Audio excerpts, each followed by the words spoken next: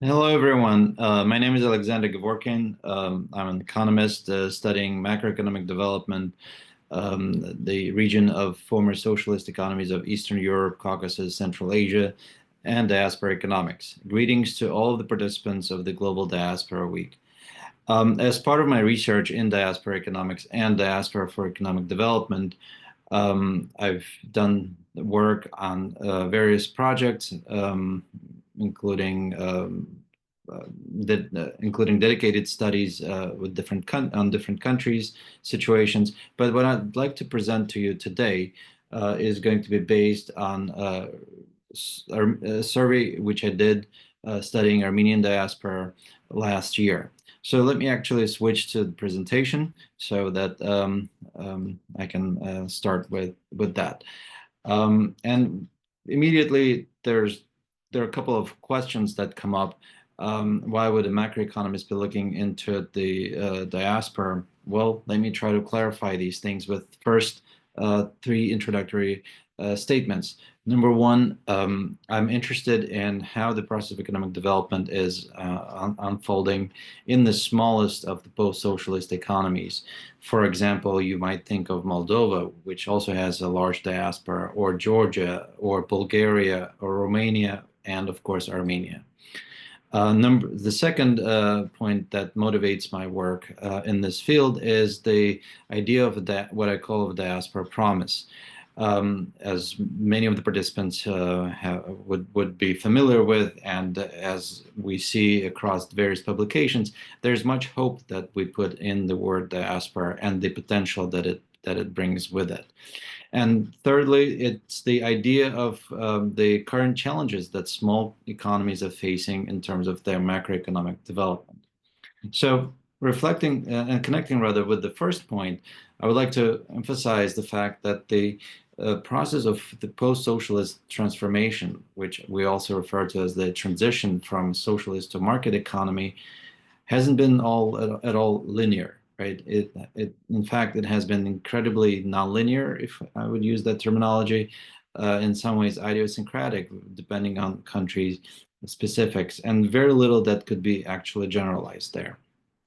Now, this may be unconventional, as the literature would probably argue for more of a uniform outcome, but I would argue that actually no. We have to be paying attention to country details. And in this chart, I'm trying to explain the complexity of this adjustment, that not all of the countries in the year of 2024-25 have actually reached the per capita income levels that they had enjoyed in the pre-reform time, 1989, 1990, roughly. At the same time, by the same token, rather, you see that pretty much all of the countries have had difficulty of getting back to that sort of symbolic level of income through the 90s and some of them through the 2000s, right? And then the success of in each country, in each case, is very individual, why countries were able to do so. This is, in a nutshell, a very complex topic that we should keep in the back of our mind. But in the interest of time, I need to keep moving forward. However, there's much more work that is being done and that needs to be continuously produced, researching the peculiarities of this macroeconomic development transformation. Next is the diaspora promise. We can see here that there's the explosion of interest and research work dedicated to diaspora using the word diaspora. And that's great, that's wonderful. Until recently, diaspora was really just a subset, a niche subject of studies in sociology, history, and such. Very little of it would be seen in economics or business studies, right? But interestingly, recently we've seen a rise in that, and this conference is actually a testament to the popularity and the actual potential that diasporas play in this. The chart just shows a Google Ngram search on the use of the word diaspora. But with this sort of growth in interest towards the diaspora, it's inevitable that there will be some of the mistakes that are quite obvious to us who are in the field and have been working on this for quite some time. For example, one of my favorite charts is this one.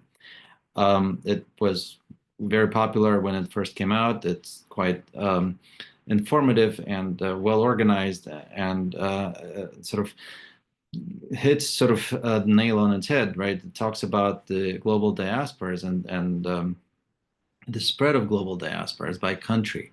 So we see that Guyana, Bosnia and Herzegovina, Albania have the largest shares of population considered as diaspora, right? And it's the people who affiliate themselves with those countries living abroad.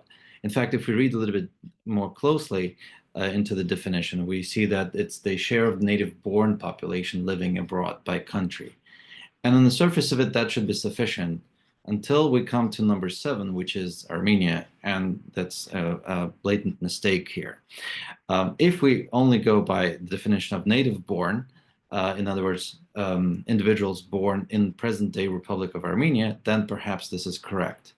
But if we want to capture the concept of Armenian diaspora, well, we are completely out of the sort of the scale here.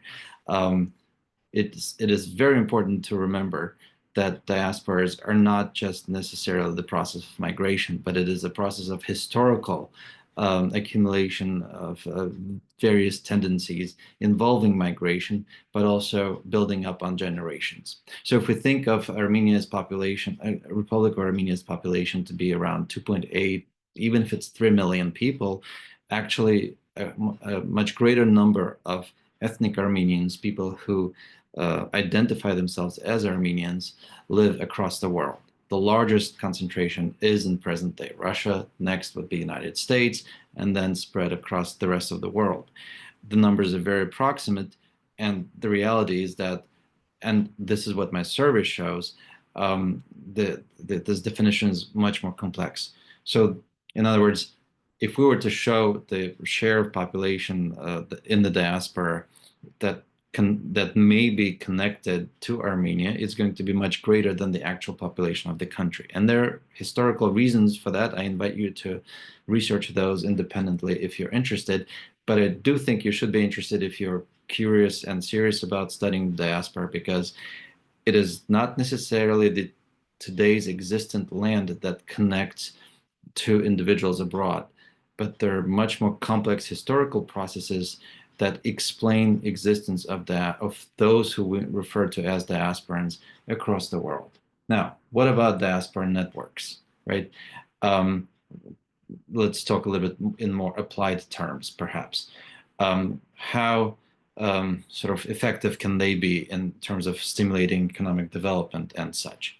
Well, I develop in a series of works this triangle concept of identity, trust, and engagement infrastructure, which some might also connect with concepts from social capital.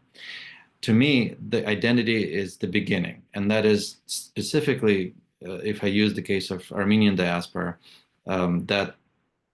that explanation that it is not just a connection, a recent connection with the country, but it is something that comes through generations.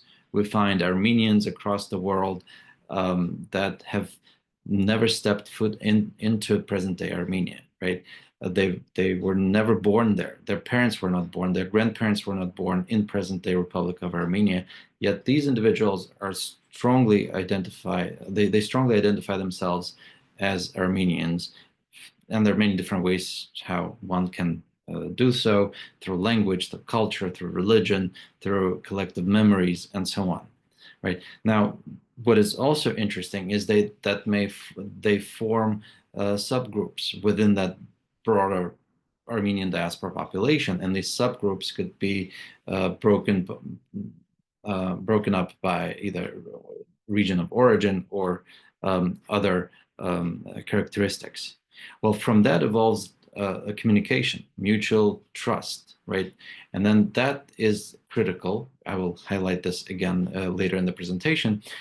And so these two sort of pillars, identity and trust, is what this whole, in my opinion, diaspora engagement rests upon, right? Now, to connect all that with the country, and in this case, Republic of Armenia, we have to talk about engagement infrastructure, and that is what the country offers to its diaspora as far as a way of entry into the country and such.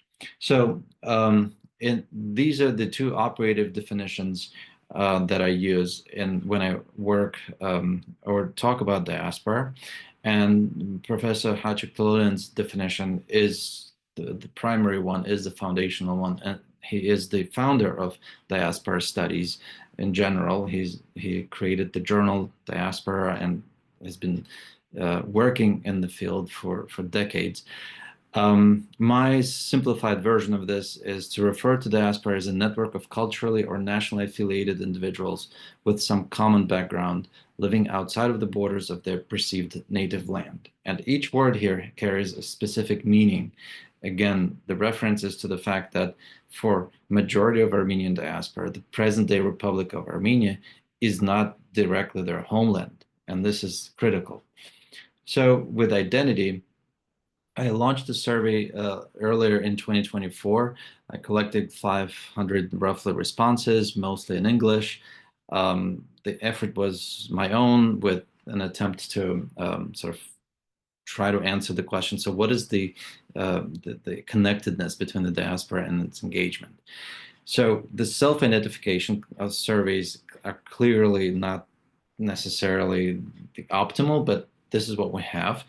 Another important point I'd like to emphasize is that we don't really know what the representative sample of an Armenian diaspora survey may be in this case, because we don't have a census. And this is true for many other diasporas as well. And that's one of the recommendations I make if anybody asks for advice. I have a relatively interesting split here, right? Sampling and sort of in terms of gender, but also in terms of the relative educational level, right? Quite high on average. Now, as far as identity, I mentioned one of the characteristics could be the language. In the Armenian history, in Armenian culture, in the Armenian world, one could say there are two Armenian languages. Let's leave the historical explanations outside of this presentation, but essentially there's the Eastern Armenian, which is the language of the Republic of Armenia, and most of the speakers in the former Soviet Union if they speak Armenian, they would speak that Armenian. And there's the Western Armenian, which is the language that is spoken by the Western Armenian diaspora in Europe, North America, South America, and so on. And what is interesting is that I have very interesting distribution, including almost 13% of respondents who stated they speak both, which is quite an interesting finding. Of the 505 responses, right, close to 73% stated that they were not born in Armenia, and they don't really have immediate family in Armenia. This makes it an interesting sample to work with, because my next sort of point of investigation is the concept of trust. Well, we have a large group of people that self-identifies as Armenian, but they have very little sort of direct connection with the country. So, well, how can they sort of enter the country from the perspective of development, and how do they develop trust? One of the interesting approaches, I think, to that is to ask how people receive their news. And in the comments, I get much more sort of granular details on this, but here to present to you what I find curious is that there's quite a significant degree of news that comes from word of mouth, including all the usual sources as well. But the word of mouth, I think, was one of the curious findings for me. There's also something else in terms of interest in Armenia, but also potential moving to Armenia. And here we have proof to my earlier statement that the Republic of Armenia may not necessarily be the homeland for the Armenian diaspora. There's relatively low interest in moving. But if they were to move, then it would largely be due to patriotic reasons or job relocations. Um, at the same time, there's quite a sort of even distribution in terms of involvement with the local Armenian community, right? With majority of people donating one way or another to Armenian various Armenian causes, either in the diaspora or in Armenia, usually on annual basis and so on. Again, I can get into some granular details there. So what I would sort of summarize this trust component with is that the context really matters, and that there's really no, again, this predictive linearity here, and the outcome is really a collection of individually diverse initiatives. What's very important, and this comes through the sort of the word replies that the context replies, comment replies that I would be getting in the survey, is that a negative experience leaves a long-term trace that builds up distrust and then builds up on stereotype, especially if the person has very little connection with the country to begin with, and so is sort of patriotically motivated. We talk about patriotic first movers and such, right, in diaspora studies. So this is something to keep in mind, and it is very important.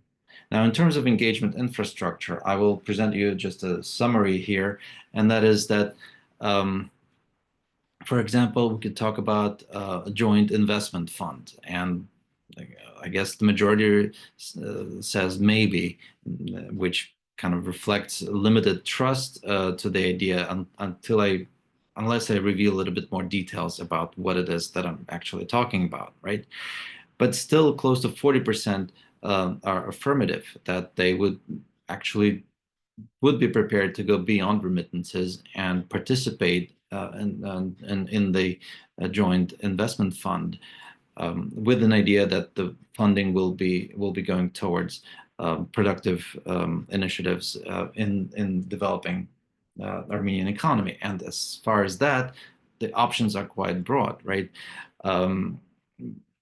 Given Armenia's context, much of the attention from the survey respondents seems to be towards investments in defense sector, education, and high tech. Although high tech may be a little bit overemphasized, it is seen these days as something that is helping to create something of a new value added on the global markets.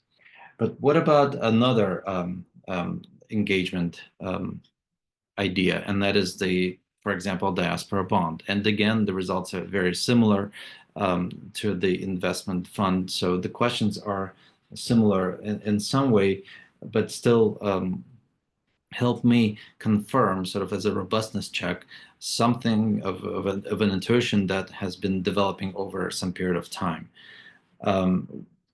Just to conclude on the diaspora bond, I think there's quite a bit of misconception about what that is and how it works. And I'm happy to discuss with anyone who might be interested to talk about this separately. Diaspora bond, in short, is about diaspora, but that also means it is about trust, right? And it is a symbol of trust between diaspora and the home country.